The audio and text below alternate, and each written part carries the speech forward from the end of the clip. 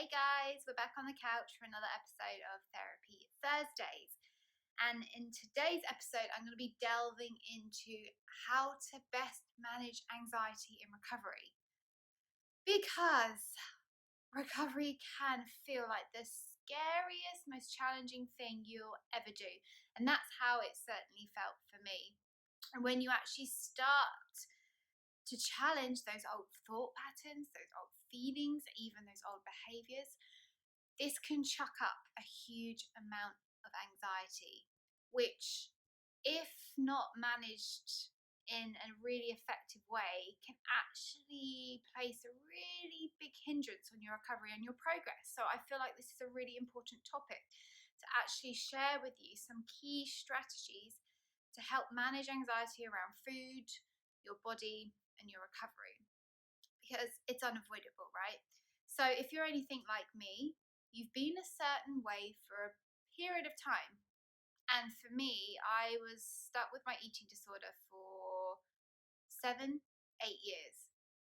And what happens is that when you're dealing with something for that period of time, even though it's not making you happy, even though you hate it, you want to get rid of it, you know it's not good for you, there's a certain level of safety and comfort, right?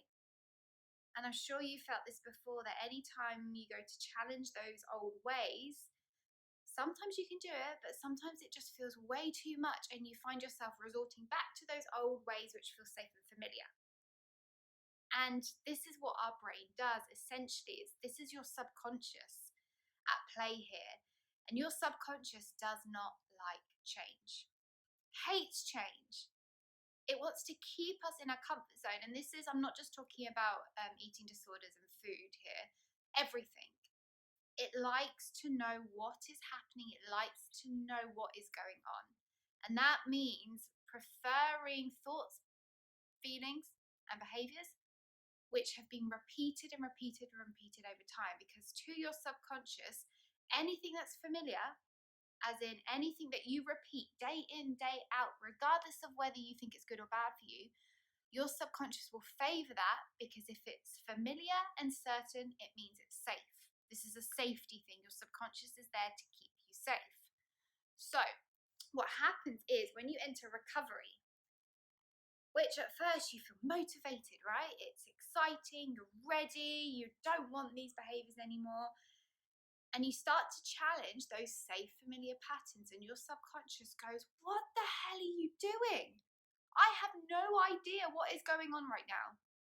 And I don't know what you're trying to do. So why don't I just hijack you and bring you back into that safety bubble? Keep you in your comfort zone, even though it's your eating disorder behaviors, even though it's those unhealthy eating habits. It likes to keep you in that safety bubble. Now, that's what I really want you to remember, is that every time you find yourself slipping back, or it all feels too much and you go back to your old ways, this is not your fault. This is your subconscious just doing what it thinks is best to keep you safe.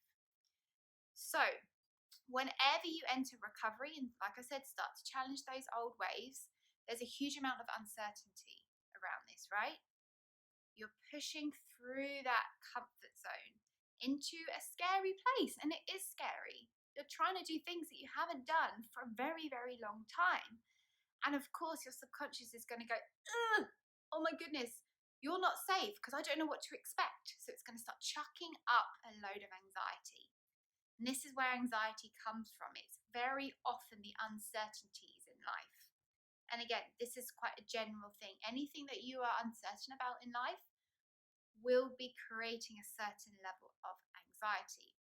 And the problem is, with this uncertainty, it's the way we go about dealing with it. And often we feel like the only way to really get on top of that anxiety is through certain mechanisms, like distracting yourself, whether that's through self-care or going for a walk or doing some yoga or exercising. We might fight that anxiety and tell ourselves we shouldn't be feeling like this. And in that inner critic starts going off, right? You shouldn't be feeling like this. Why are you feeling like this? You just got to get on with it. Don't be so stupid. We are horrible to ourselves half the time, right? So we can distract, we can fight, we can try and ignore it. we can try and escape from it. Or when it all feels too much, we give into it. We give into the anxiety, and that's when we slip back to those old behaviors which we're trying to avoid and get rid of, right? And then that in turn sets up this internal blame and criticism. Why am I not strong enough? Why can't I do this? Which then in turn fuels that anxiety. So can you see how it's very easy to get stuck in this cycle of anxiety when we're in recovery? But the thing I want you to learn is that when you've been emotionally hijacked, so when that anxiety hits, your emotions are 5 times stronger than your logic. So some people might just say, oh, you just got to be calm around food, just chill out, just take it easy. All of that is logic, right? But in that moment when that anxiety hits, it feels like nothing else even matters. You can't hear advice, you can't take your own advice. And again, this is nothing you're doing wrong. This is a mechanism of the brain that when you're emotionally hijacked, your emotions are 5 times stronger than your logical part of your brain. So your emotions will always win, every single time. So no amount of fighting it, distracting, ignoring it, trying to give into it, none of that is going to work. And this is why you may find yourself slipping back time and time again. So I want you to start to consider a whole new way of managing your anxiety. And we've got to think of working with the anxiety rather than against it, okay? Because remember, it's 5 times stronger than you are. So if we fight it, if we distract from it, if we put all our energies into trying not to feel that anxiety, what we're actually doing is fueling it. We're giving it energy, because what you resist persists, and where your focus goes, energy flows. So by distracting, ignoring, fighting it, you are actually fueling that anxiety and making it even worse, so that those anxiety levels rise, and then you go, this feels too much, and then you slip back to those old ways. So we want to be working with the anxiety rather than against it. And I want to introduce you to 2 strategies. One to deal with the anxiety in the thoughts, and others to do with how it feels in the body. Because sometimes you may be able to apply these thought strategies and that works. But what I've found is in some instances when that anxiety is really strong, you can't get out of it using your mind. You know, when your mind's in that anxious state, trying to solve it using the mind sometimes is ineffective. So we've got to have a backup strategy. So let's firstly deal with the thoughts. And these are just some questioning techniques. So in response to your anxiety, what are some of the things that you think? What are some of the thoughts? What if I eat this and put on weight? What if I get rejected? What if I eat this and something bad happens? I can't eat that. I'm going to get huge. I can't do that. I can't eat that. I can't look at myself. I'm so massive. I'm so fat at the moment. Look at my thighs. Look at my gut. Can you see how all of these things are really like stuck in that anxiety energy? So next time you hear one of those anxiety thoughts crop into your head, there's a couple of questions I want you to ask yourself. Number 1, is this thought true? Is what I'm thinking true, or is what I am interpreting true? Okay. It might feel true, but where is the truth in what I'm thinking? And you want to ask yourself, well, where is the evidence? For example, if I eat this bowl of pasta, I'm going to put on weight. Where's the evidence in that? And you want to think, okay, so if everybody in the world is eating a bowl of pasta, shouldn't we all be fat by now? Shouldn't we all be putting on weight by now? Why is it that some people eat pasta every single day and remain healthy and slim and fit? Where's the evidence for what I'm thinking? It's really important, because often we think these thoughts which feel true, but we've got no evidence to back it up. Okay. Number 2, is a bad interpretation the only possible one? Because our brains, remember, the subconscious is looking to keep you safe, so it's going to be chucking up the worst case possible scenario. So is a bad interpretation of this the only possible one? And how many other ways could I interpret this in a more positive way, which brings me peace rather than anxiety? It's really important. How can I flip this thought around in a way that brings me more peace rather than anxiety? And then you can also think about what you would say to a friend. So if a friend came to me and had this thought, what would I tell them? How would I come at this from a really kind, compassionate friend? That's very important. And what can I actually gain from this? Because often these negative thoughts that crop up, we can actually learn something from them. Okay? So, what could I gain from this? What could I learn from this thought that could help me to change my ways? What could I gain from this? So, there's a couple of questions there when you ask yourself: is this thought true? Or is this interpretation true? Where's the evidence for what I'm thinking? Is a bad interpretation the only possible thing here? And how could I actually flip this thought around to something that brings me more peace? What would I say to a friend who was thinking these thoughts? And if this had to happen to me, for me to learn something vital from it, what would it be? What could I gain from this? If this thought had to be here so I could learn something from it, what would it be? There's some really important questions there, okay? But sometimes, like I said, you can't get out of that anxiety with the level of the mind that created it. So you want to be moving into the body in this case. And often the physical sensations of anxiety are also really strong. And there's a really simple breathing technique that I want to share with you that bypasses the mind, gets you out of your head and into your body. Because sometimes that's what it's going to take.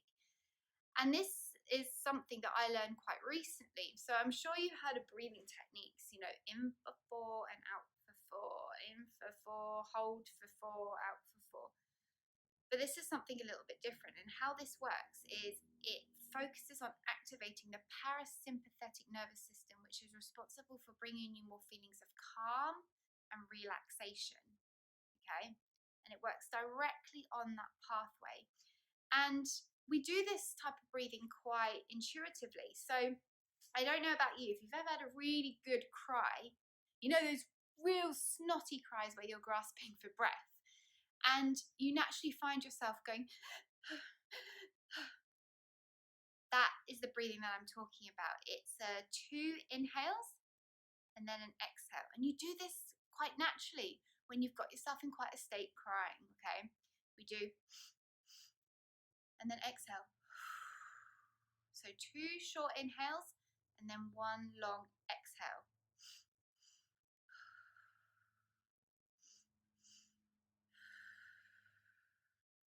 And that is working directly on that parasympathetic nervous system.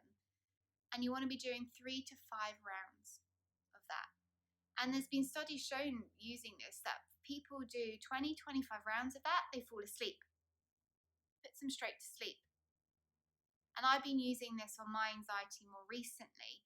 And when I'm really stuck in my head and the ruminating's going on, I'm getting these physical sensations, I literally do about 5 rounds of this breathing. Nice. Make sure that out breath is at least twice as long, because that's the out breath which focuses on activating that parasympathetic nervous system. Okay, that's what creates the calmness, and it gives you a little bit something to focus on with the 2 in breaths in and the 1 long breath out. Okay, because sometimes those thought strategies are just not going to cut it if that anxiety is really strong. So those 2 strategies, what that will help you do is in that moment when that anxiety hits, you can use the thought strategies with the questioning, the 2 inhales, out breath, breathing. And what that will do is will settle the anxiety. Remember, emotions are 5 times stronger than logic. You want to bring down that intensity of the anxiety so your logic can then step in and go, what is my best next action here? What would my recovered self now choose? But you can't do that until the anxiety has been lowered, okay? So that is the focus. Rather than trying to get away from the anxiety, you want to be focusing on working on with it to lower the intensity, which will allow your logical part to step in and think about, well, what do I want to do here? What is my next best step? So I'm hoping that was helpful to give you a little bit of background that this is not your fault. This is a lot to do with the brain and how it works, and also a thought strategy, some questioning techniques, and also a body strategy, breathing technique. So you've got those 2 different strategies to help lower that anxiety, because this is going to be a natural part of your recovery. So comment and let me know what you think of those strategies. I really appreciate you being here on the couch, and we'll be back next week for another episode of Therapy Thursdays. See you later, guys. Take care.